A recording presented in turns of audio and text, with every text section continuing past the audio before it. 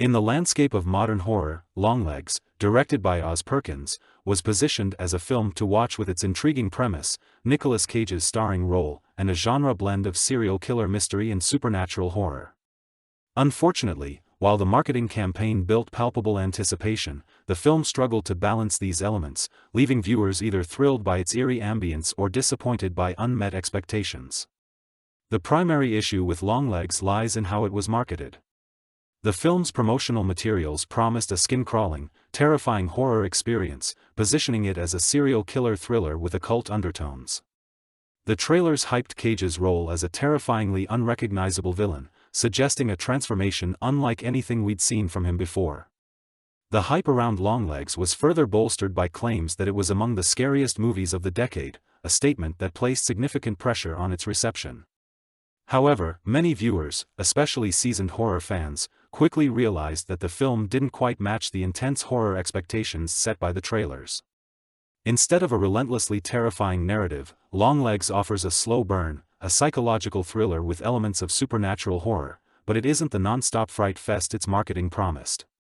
For some, this slow build worked in the film's favor, creating an atmosphere of dread that lingered long after the credits rolled. For others, the pace, combined with the lack of shocking twists, led to a sense of dissatisfaction. Much of the pre-release buzz surrounded Nicolas Cage's portrayal of the titular character, Longlegs. Critics and filmmakers praised Cage's transformation, suggesting that his performance would be unrecognizable, but in reality, while Cage is definitely memorable, the transformation wasn't as drastic as advertised. Fans of Cage will likely enjoy his performance, but it's hard to shake the feeling that his recognizable idiosyncrasies are present throughout, detracting from the fear factor. Cage's portrayal of Longlegs oscillates between menacing and, at times, borderline absurd. This strange blend of terror and quirkiness makes it hard to pinpoint whether the audience should be frightened by him or merely entertained by his performance. In one moment, he delivers a bone-chilling line with icy calm, but in the next, his eccentricities bubble up in a way that almost feels comical. While some may appreciate this unique blend, it undercuts the horror, leaving viewers puzzled about how they're supposed to feel. The film's structure leans heavily into slow-burn territory. The first 45 minutes are incredibly effective in building suspense. The cinematography is atmospheric, with wide, lingering shots that create a palpable sense of unease. The sound design, too, is excellent, with a haunting score that enhances the tension in every scene. You can feel the anxiety building in the theater as the ominous visuals and unsettling audio swirl together, creating a genuinely eerie vibe. But as the film progresses, the slow build loses its momentum. The second half of Longlegs fails to maintain the suspense established early on. Rather than intensifying, the tension plateaus, and the film begins to feel stale. The central mystery, which initially promises a complex narrative full of occult intrigue, unravels too easily. By the time the plot is fully explained, through a jarring narration that dumps exposition onto the audience, the sense of mystery dissipates, leaving little room for viewers to piece things together themselves. This decision to tell rather than show is one of the film's greatest missteps. Visually, Longlegs is stunning. Perkins and his team have crafted a film that is aesthetically striking, from the bleak, foreboding landscapes to the intricate set designs. The cinematography feels deliberate, with each shot meticulously composed to draw viewers into the unsettling world the film inhabits.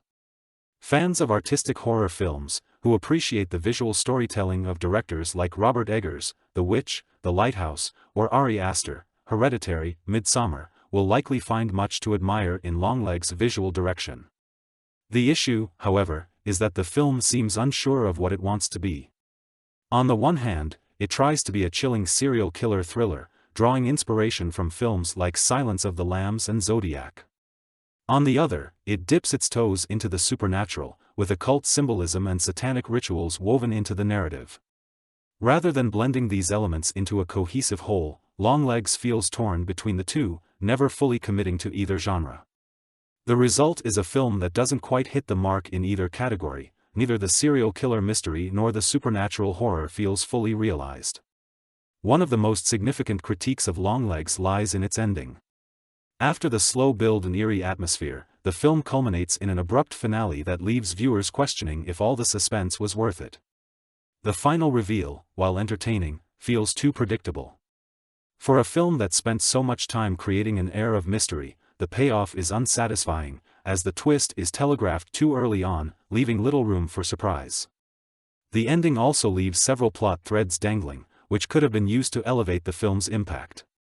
Instead, it feels rushed, as if the film is hurrying to wrap things up after taking its time for the previous 90 minutes. Viewers who were hoping for a shocking, mind-bending conclusion will likely walk away feeling let down. Micah Monroe stars as the film's protagonist, FBI agent Lee Harker, and while she delivers a solid performance, her character lacks the depth needed to carry the emotional weight of the story. Monroe is no stranger to horror. Her breakout role in It Follows showcased her talent for conveying fear and vulnerability, but in Longlegs, her character feels underdeveloped.